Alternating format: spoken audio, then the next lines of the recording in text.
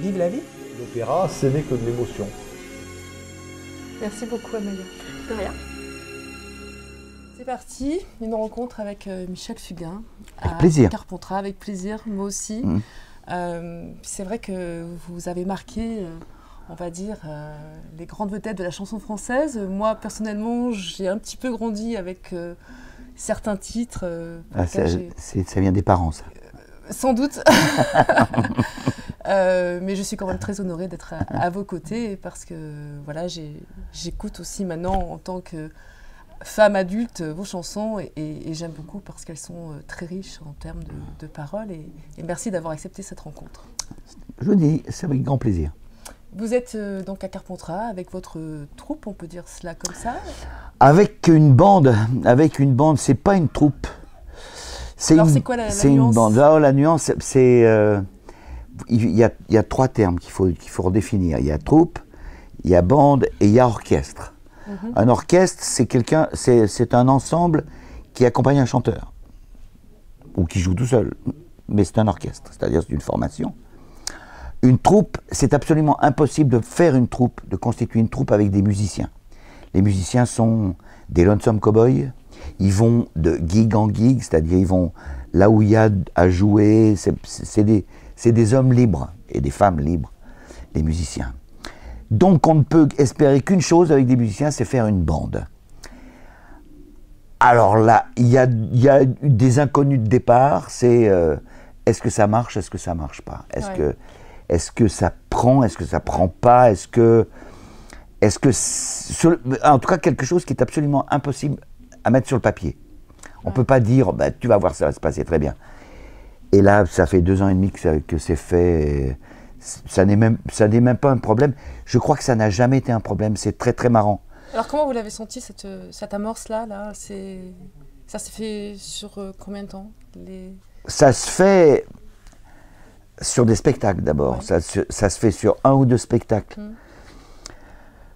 Parce que il n'y en a aucun, à part 2 qui sont d'anciens musiciens à moi, c'est-à-dire des musiciens qui faisaient partie d'une équipe précédente, qui savaient ce que j'étais sur scène. Les autres ne m'avaient jamais vu sur scène, jamais. Donc, en 2 fois, ils ont dit « Mais qui c'est ce malade? Qui c'est ce grand malade ?» Et de toute façon, ce type de spectacle, c'est un spectacle où vous ne pouvez pas ne pas être un être humain, un vrai sincère. Donc, c'est obligé. Donc, ils ont compris qui j'étais. Et ça fait la moitié du chemin, vraiment. Ça fait la moitié du chemin, parce qu'à partir du moment où ils ont confiance dans l'honnêteté, l'intégrité du mec qui est devant, ça va très très vite, quoi. Parce que c'est pas... J'ose pas le dire, mais je le dis quand même, c'est suffisamment assez rare, quoi. Ouais. Donc ça se protège. Ça se protège, ça provoque, voilà, il y a soudure. Il y a des soudures qui ne sont pas uniquement professionnelles, quoi. Il y a autre chose.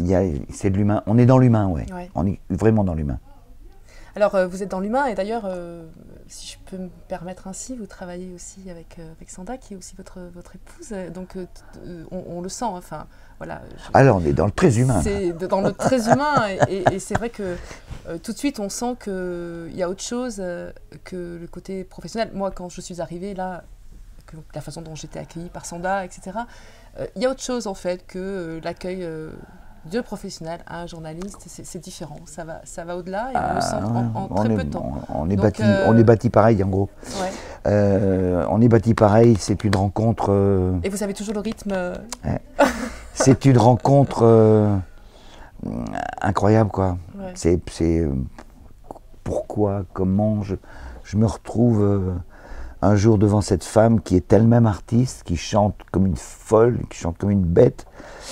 Et il se passe un truc, on a commencé d'abord par être excessivement amis, difficile, parce que être intelligente, on a le même type de culture, elle est fille fils de médecin, elle est fille d'écrivain, roumain, un dissident qui plus est. Donc il y a plein de choses qui nous ont rapprochés. puis ça a débouché sur le fait qu'on s'est aimé très fort et on s'aime encore très très fort. Mais au-delà de ça, c'est des yeux, c'est des oreilles, c'est un cœur énormissime, Sanda, qui fait que au niveau du travail, contrairement à ce qui se passe généralement, on se méfie toujours de la femme du chanteur. Ah, elle va nous casser les couilles. Et bien là, c'est le contraire, c'est-à-dire que tout le monde a... On demande des conseils à Sanda. Voilà, parce qu'elle a un vrai œil, c'est une richesse terrible d'avoir ça. Ça aussi, c'est rare. C'est rare d'abord de trouver un jour sa véritable moitié d'orange. Alors là, c'est fait, moi, j'ai bien intégré ça. Et de pouvoir travailler avec elle, on ne se quitte jamais, on est toujours ensemble. On est toujours ensemble, que ce soit en Corse où nous vivons, que ce soit au boulot, puisqu'elle est impliquée, elle est impliquée dans tout ce que nous construisons, même pour l'avenir, parce qu'on construit encore des choses, des albums. Elle est directrice artistique, elle s'est bombardée de directrice artistique, mais c'est surtout qu'elle a des envies, elle connaît ce que j'ai fait par cœur. C'est mon double. C'est d'une manière ou d'une autre mon double. Je ne sais pas si j'arrive à traduire tout ça, mais c'est ça, c'est mon double. Elle connaît tout. Elle me connaît par cœur en plus. Et quand elle a un projet en tête, rien ne peut l'arrêter. Rien. Ce qui me permet, moi, d'être sur un autre truc qui va faire la suite de ce qu'elle fait. Donc, c'est une espèce de cas de figure idéal, quoi. Vous vous sentez dans une situation idéale, là, aujourd'hui, avec les personnes qui vous entourent, la scène, la bande Professionnellement. Ah oui. Oui, parce qu'il ne faut pas déconner quand même.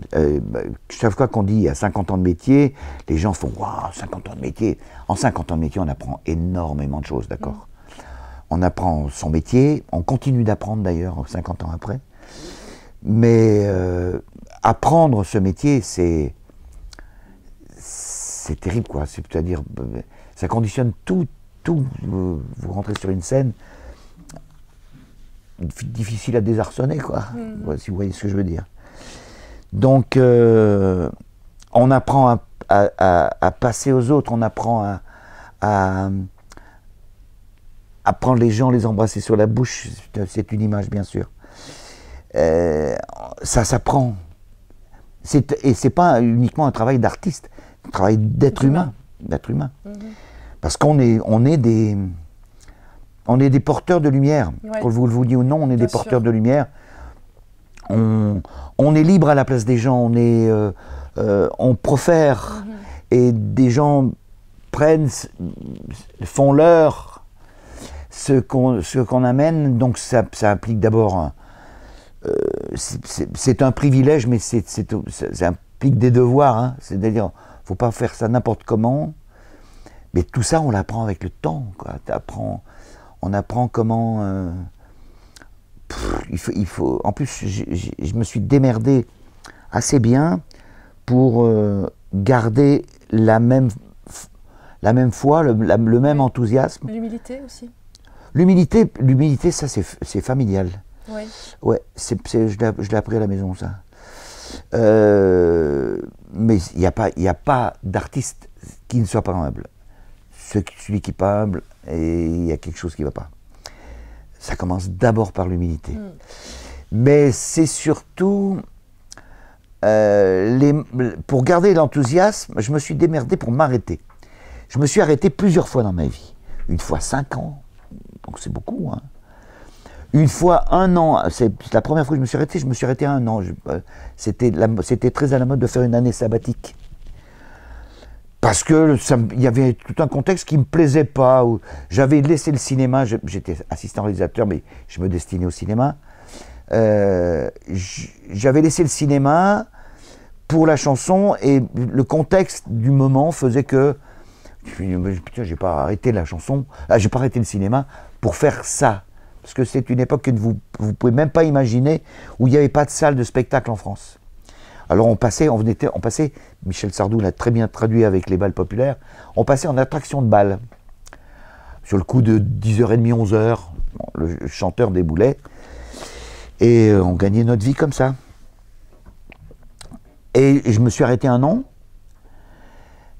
et dans cette année-là, j'ai fait carrément bifurquer, et quand j'en suis ressorti de cette bifurcation, j'en suis ressorti avec le Big Bazar.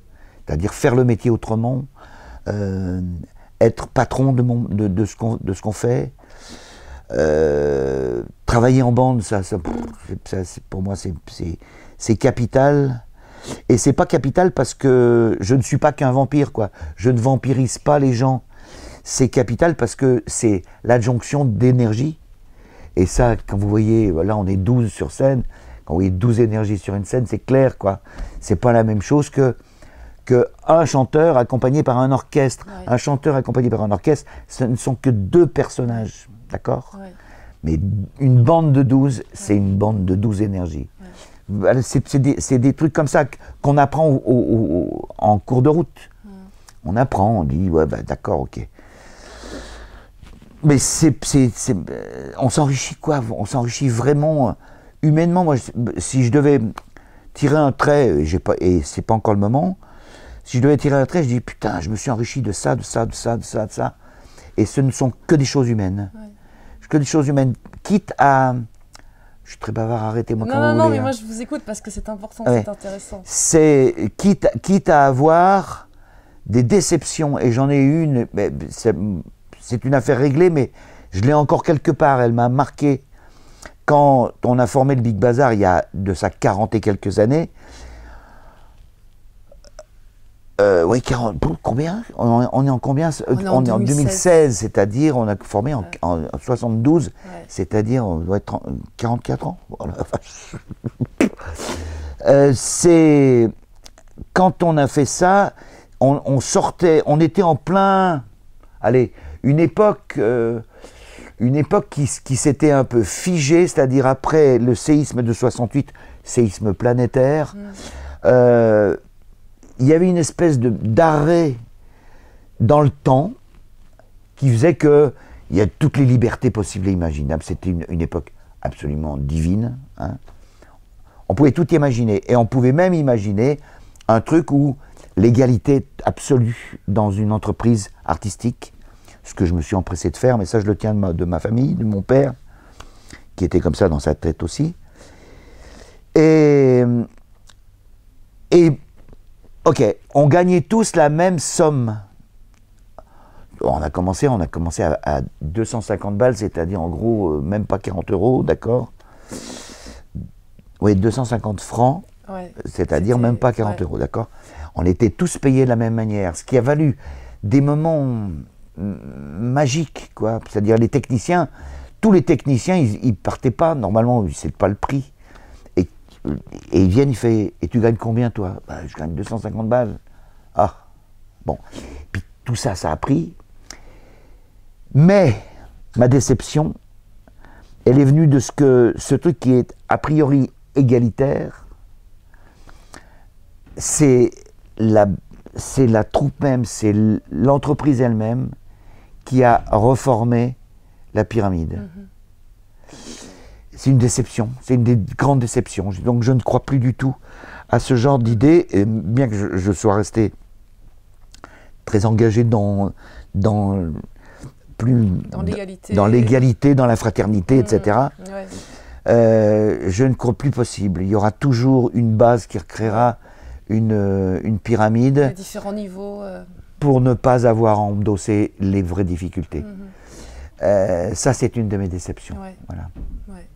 Alors, c'est cette tournée-là que vous réalisez avec cette bande, justement, Pluribus. Quel est le concept exactement? Ce sont des reprises de vos chansons sous des airs différents, ou ce sont aussi des nouvelles créations? Comment vous l'avez imaginé? Il y a des nouvelles créations qui ont été faites pour l'album qu'on a fait avec un truc qui s'appelle Ça s'appelait le projet Pluribus, parce que Pluribus n'existait pas encore. D'accord. Mais c'était dans les têtes, dans nos têtes. Donc on a fait quelques chansons nouvelles. Mais le jeu, il n'est pas tellement pour moi, il était pour Pierre Bertrand, qui est l'homme qui est au sax, et qui est un mec de plume incroyable, qui fait des arrangements incroyables. Et c'est lui, c'est le challenge, parce qu'ils arrivent tous du jazz, de la musique sud-américaine, c'est tous des épées, hein, c'est tous des très très très bons. Et le challenge, leur challenge, quand j'ai évoqué la chose, ils ont vu midi à leur porte, d'accord, et ils ont dit, ouais, alors, pour moi, ça va être Pierre, je parle au nom de Pierre, pour moi, je vais voir ce que je peux apporter de savant dans un spectacle populaire. Ouais. Je suis le chanteur populaire, je suis le mec qui a fait des chansons populaires, ok. Ça, je le sais depuis longtemps, j'ai l'amitié, l'estime des musiciens, en général. C'est pas, ils ne la donnent pas à tout le monde, je parle du monde des musiciens. Parce qu'il y a des harmonies, parce qu'il y a des mélodies, et il y a de la matière. Ils ont de la matière pour jouer, pour s'exprimer. Et voilà, c'est parti comme ça. Donc, a priori, vous pouvez toujours dire que c'est un spectacle de Fugain, mais ce n'est pas un spectacle de Fugain. Il y a Fugain, puis il y a Pluribus, c'est-à-dire avec l'apport considérable de Pierre Bertrand, qui a travaillé dans un sens. Et quand je dis il a travaillé dans un sens, Pierre a travaillé lui pour ce spectacle. L'évolution fera que Pierre ne fera pas toujours les mêmes choses et il ne va pas tout faire, car l'évolution de Pluribus, à laquelle je tiens, c'est aussi de faire travailler d'autres. Il y a au moins trois, ils sont au moins 3 dans l'équipe à pouvoir arranger. Donc ça, c'est un spectacle. On est en train de terminer, quoi. Ça s'effiloche là maintenant. C'est cette complémentarité aussi entre ce côté jazz exotique. Il n'y a pas de jazz vraiment. Mais c'est très exotique aussi, très festif. Il y a une énergie. C'est festif, il y a une belle énergie. Un peu exotique aussi parfois. Oui, parce que Pierre aime assez la musique sud-américaine, ça c'est clair. Mais bon, moi j'ai beaucoup aimé la musique sud-américaine, je l'aime encore beaucoup, mais j'aime aussi d'autres trucs, et j'aimerais pouvoir faire... Je travaille encore pour faire des chansons pour la suite, mais ils travaillent tous, il y a au moins 2 ou 3 chansons dans ce qu'on a là, qui arrivent de l'équipe de Pluribus. Tout ça, c'est tellement bon. Mon plaisir à moi, il vient de ce que je donne la possibilité, je provoque, je suis un teaser, je provoque des gens et le talent des gens. Des gens plus jeunes que moi. Je suis un passeur, j'aime passer les relais, j'aime passer les témoins, tout ça. Et c'est ça que j'aime, quoi. J'aime travailler en bande, j'aime passer. Je peux pas vous dire autre chose. J'aime bouffer avec ces bandes. Je peux dire que pratiquement tous les amis que j'ai dans ma vie, à part les Corses, c'est une autre famille, c'est là où je vis et je vis avec un peuple, là c'est complètement différent. Mais sinon, tous les autres, c'est tous des gens avec qui j'ai bossé. C'est tous des musiciens, la plupart c'est des musiciens. Je ne suis pas du show business. Je ne suis pas dans le show business, je suis musicien. Et si vous connaissez un peu les musiciens ne sont pas dans le show business. Ils regardent ça de loin, le pipeau, le people, machin, tout ça. C'est pas un truc de musicien. Et moi, je sais que quand je sors le soir, je sors avec des musiciens. Hein, Alors le public, comment vous ressentez cette transmission, cet amour que l'on vous porte? Oh, je préfère amitié que amour, je vous le dis franchement. Non, je suis assez mal à l'aise moi avec l'idolâtrie, si vous voyez ce que je veux dire. L'amitié. Pourtant, vous avez des fans. Hein. Ouais, mais ils viennent très vite des amis. Hein. Ouais. parce qu'on les voit souvent, parce qu'on se voit souvent, etc. Ça devient très vite des amis. Il y en a un, il a commencé comme fan, il va arriver tout à l'heure, notre Steph, et il est devenu pote avec tout le monde, et c'est un vigneron dans le Vaqueras, hein, c'est ça. D'accord. Et mais c'est un mec intelligent. C'est aussi vachement bien de se dire, bah ouais, on est plutôt aimé par des gens qui sont intéressants, qui sont intelligents, qui sont parce que Oui, ça conforte aussi. Oui, mais ça conforte, ça dit, les rapports sont pas des rapports de bœufs, quoi. Ouais. C'est des rapports d'homme à homme, quoi, d'homme à homme et homme à femme, parce que les femmes ne sont surtout pas exclues de toute cette affaire. C'est le rapport avec les gens, c'est un rapport d'amitié. D'abord parce qu'il y a ceux qui me connaissent depuis longtemps. Je viens d'en voir 4 devant le théâtre. On a parlé pendant un quart d'heure. Ils se sont passés le relais de père à fils, de mère à fille. C'est un rapport très particulier, quoi. Et eux, ils ont marché à quoi? Au texte, aux choses qui sont dedans. Tout ça, ça nous revient. C'est un échange, puisque moi j'en vois, ça revient. Tout ça est formidable, quoi. Moi, Ça vous a manqué, ce rapport-là avec le public, lorsque vous êtes arrêté pendant 5 ans? Pas du tout. Ça m'a pas manqué. Ça m'a pas manqué parce que d'abord parce que je suis d'abord parti aux États-Unis. Je suis allé là-bas. Je suis resté 3 mois et demi. Je pensais même arrêter mon boulot, le boulot que je fais là. Je pensais même l'arrêter parce que j'avais l'impression très prétentieuse d'avoir tout dit. Ouais. Un truc à la con. Mais en revanche, j'ai rencontré, une fois, quand je suis rentré, que je pars 3 mois et demi, je reviens, même si je ne suis pas reparti parce que le dollar était passé de 5 francs, pardon, de 5 francs, il était passé à 11. Donc là, d'un seul coup, excuse-moi, j'ai plus les sous là. Et après, je me suis retrouvé avec les gens. Avec les gens normaux. Parce que dans ma tête, j'avais arrêté un truc. Et je me suis retrouvé avec ces gens normaux. Et ils m'ont renvoyé un truc particulier. Ils m'ont renvoyé tout ce qu'ils avaient reçu. Et ils m'ont parlé de ce qu'ils avaient reçu. C'est à partir de ce moment-là que j'ai dit, je suis un artiste.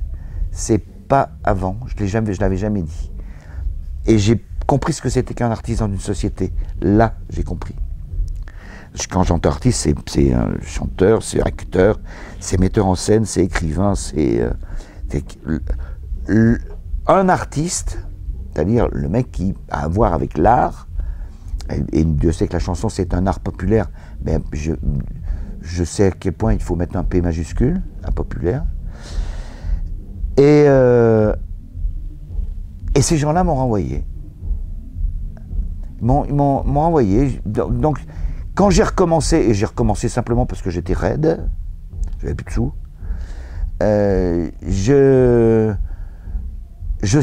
j'ai pas recommencé pareil. J'ai été conscient de quelque chose, et je vous ai dit, j'étais plus conscient des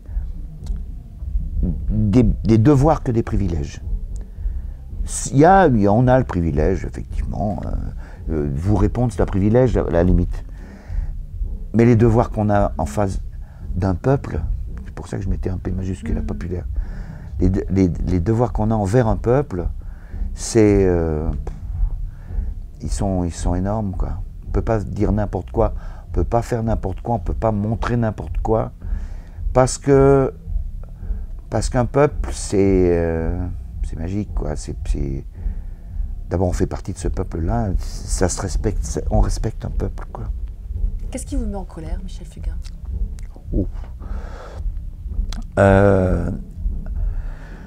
Des choses qui sont insupportables, le fait que le monde appartient à la finance, ça m'insupporte. Je deviens de plus en plus méchant.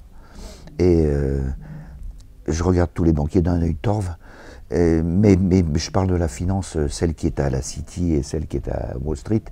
Ces gens qui tiennent par la barbichette tous nos hommes politiques. Donc on voit nos hommes politiques s'agitent, ils gesticulent, ils font des trucs, on va faire ça, mais en même temps, c'est la finance qui est à City et à Wall Street qui dit, s'il fait un pas de travers, on le nique. C'est comme ça que ça se passe. Donc ça, c'est absolument insupportable. Et ça a commencé dans les années 80 avec, on a choisi le libéralisme, d'accord? C'est les conséquences du libéralisme qui font qu'on va, je pense, dans quelques temps encore, avoir un problème financier et planétaire.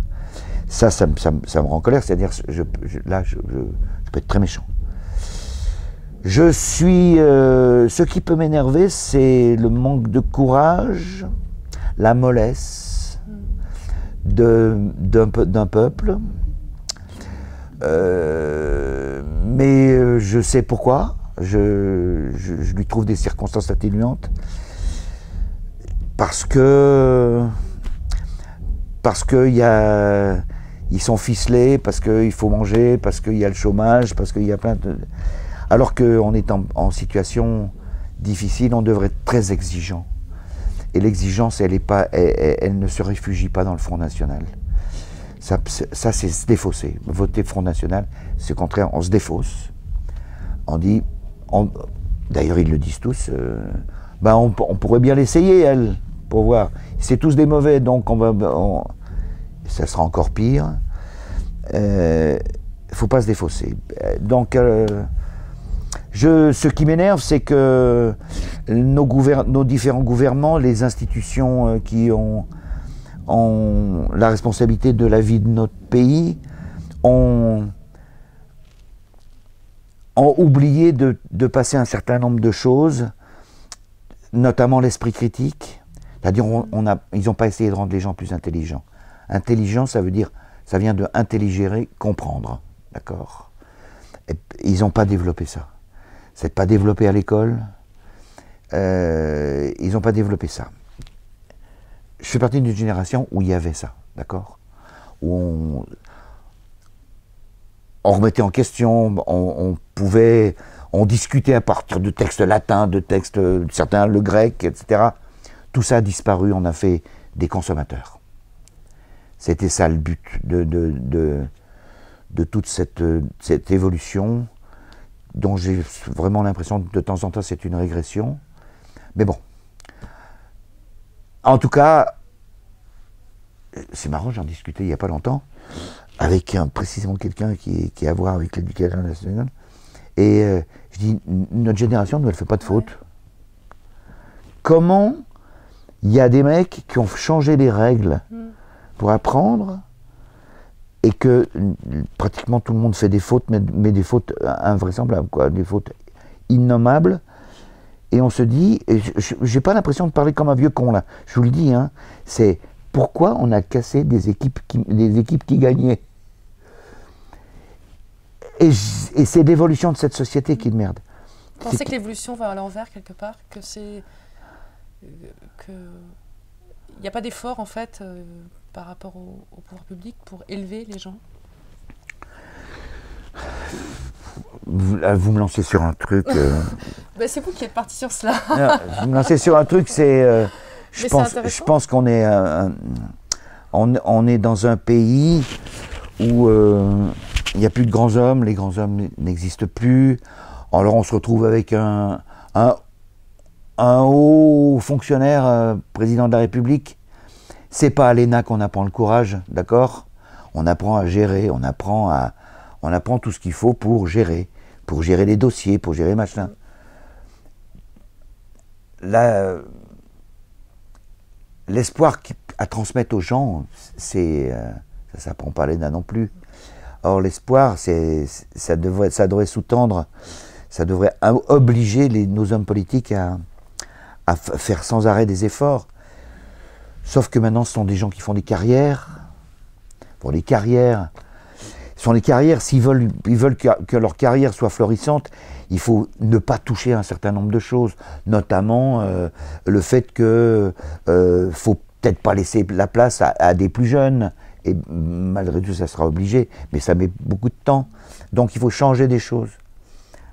Il faut changer des choses. Je sais pourquoi je parlais de tout ça, parce que je participais à une réunion de la Nouvelle Donne, puisque Ouais. je milite la Nouvelle Donne, avec Pierre Larouturou, et on parlait précisément de la sixième République à venir, pour laquelle il faut changer des choses, il faut que nos institutions changent.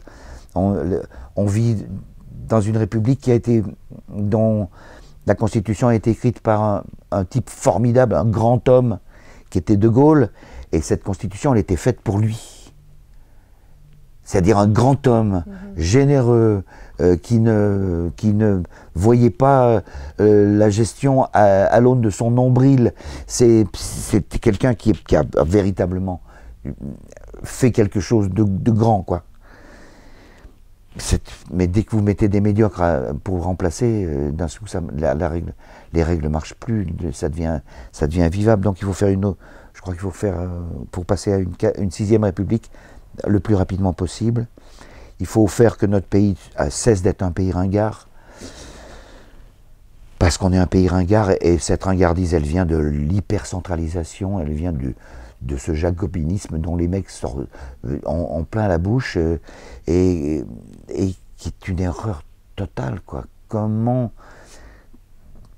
D'ailleurs, on est un des rares pays d'Europe à n'avoir qu'un pôle d'émission.